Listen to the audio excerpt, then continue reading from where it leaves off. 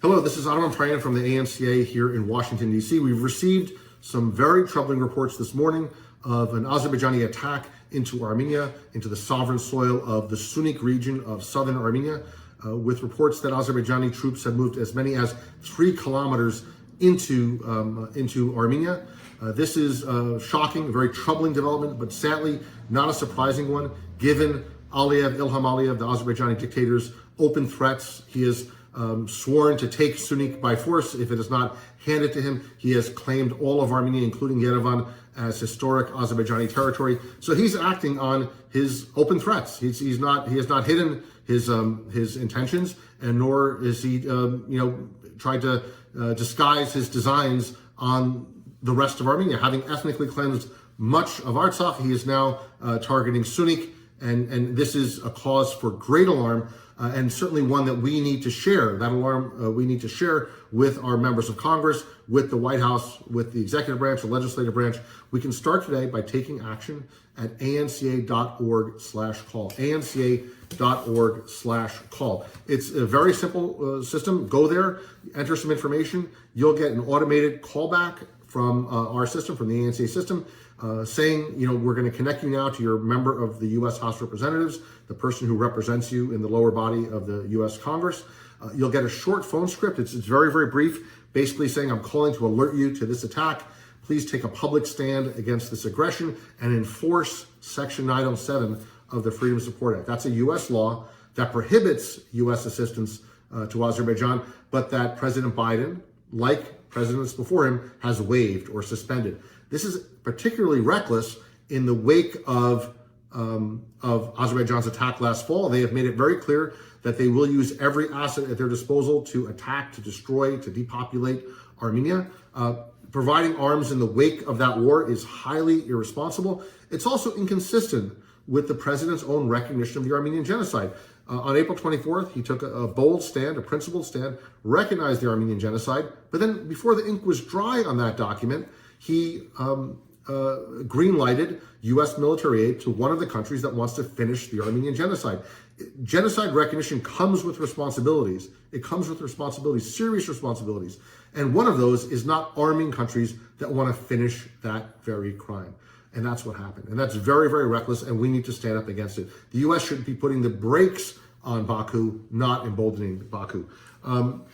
Another reckless signal from this administration on Armenians today is in the form of the response that members of Congress received from the State Department to a letter that they had sent in February. Now, in February, the Armenian caucus, that's Congressman Frank Pallone, David Valadao, Congresswoman Spear, Gus Bilirakis, Adam Schiff, and others sent a letter. 100 plus members of Congress sent a letter to the Biden administration outlining a whole series of policy priorities for the South Caucasus, explaining how they thought that the U.S. policy should be crafted to promote peace and stability and democracy in the region.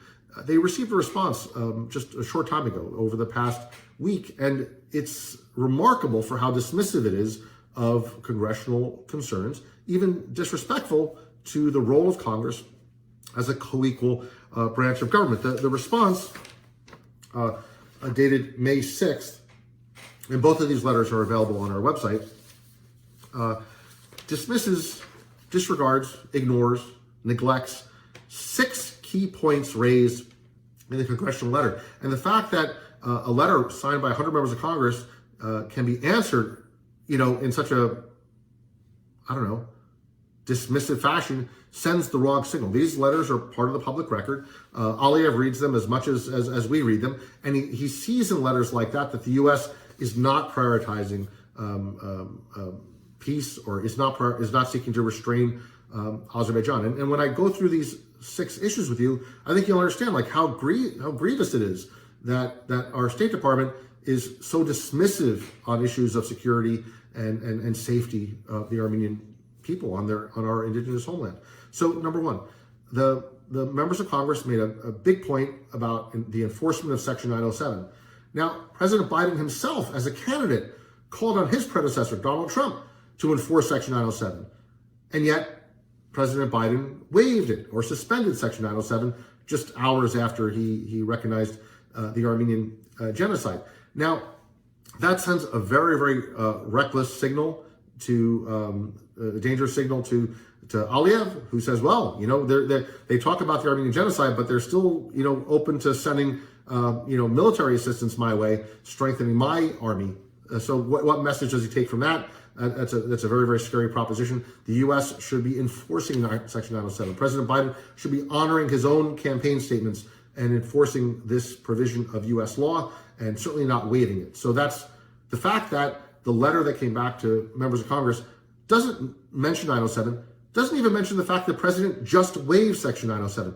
That's a very, very material fact. That is, in fact, a very core component of U.S. policy toward the region. It's a statutory obligation of the administration. They've chosen to waive that obligation and to greenlight U.S. assistance to Azerbaijan. Yet that issue apparently did not merit inclusion in a letter written to 100 members of Congress of both parties. Right? I guess that reflects, the level of seriousness that the administration, it reflects their level of seriousness regarding Section 907. And that's really alarming.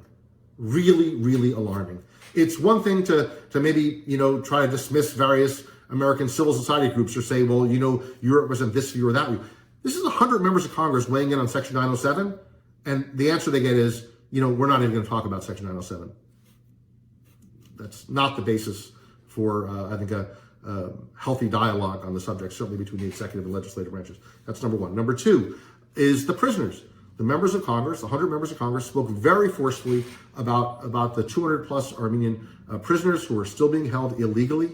Now, the administration calls them detainees. That puts them outside of the protection of U.S.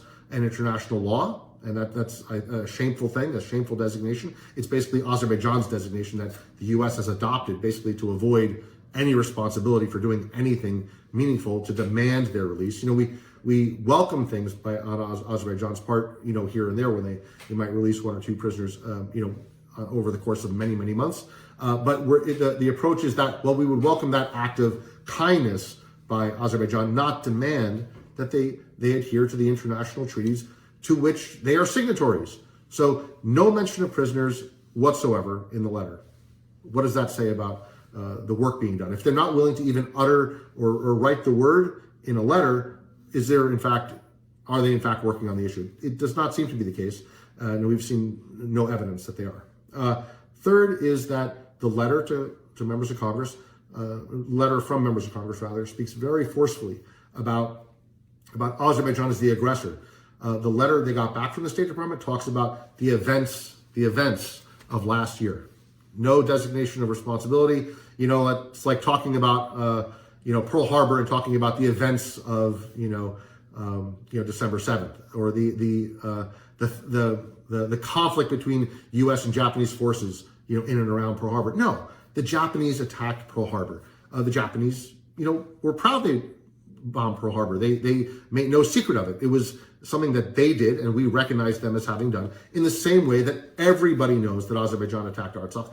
Everybody knows that Azerbaijan mobilized its troops in the weeks and months prior to that attack. They held war games with Turkey to prepare for that attack. Everyone knows that Azerbaijan boasts of that, yet we exercise a level of restraint in not calling out Azerbaijan that Azerbaijan does not exercise regarding its own aggression. Azerbaijan's proud of its aggression, but the U.S. still covers for it by saying, well, the events of last year, and refuses to assign blame. So that's a third area where the letter is unresponsive.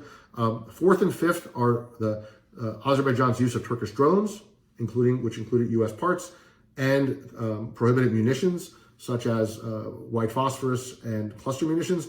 The members of Congress raised those issues. They were absolutely ignored. The letter was ignored by the State Department. Those issues were ignored in the State Department letter. And then finally, actually there's two more points. The mercenaries, no mention. The members of Congress raised the mercenaries, ignored entirely. The United States does speak. We speak very, very forcefully about mercenaries and jihadists when it's convenient, but apparently when it's Azerbaijan and Turkey doing the recruiting, free pass, no condemnation of Azerbaijan's and Turkey's deployment of Syrian and even Pakistani mercenaries to attack Artsakh. And then finally, on the sixth point, there was some mention of a point that members of Congress raised regarding U.S. assistance. Now, members of Congress have called for robust assistance. In other Armenian caucus letters, they've asked for at least $100 million in emergency, urgent U.S. aid.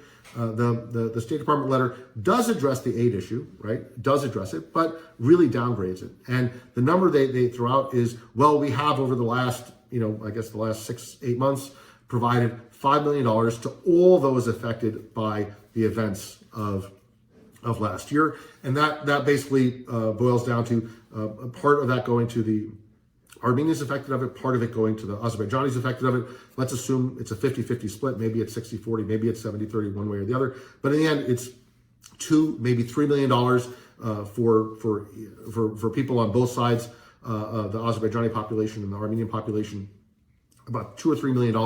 And that certainly falls very far short of what the crisis merits and what members of Congress have requested. So this letter, if you add to it the recent waiver of Section 907, is sending all the wrong messages, We should be putting the brakes on Baku. Instead, we're emboldening Baku. That needs to stop. You can help contribute to that by taking action today at anca.org/call, anca.org/call. It'll take all of 2 minutes, but it will make all the difference in the world. Members of Congress will take our concerns as seriously as our community takes these concerns. They will not read our minds. They will not divine, somehow magically how strongly we feel about these issues. They will understand how strongly we feel when they hear from you. And the best way to communicate today is by calling, and you can start that process. It takes all of 2 minutes by going to anca.org/call. Thank you very much.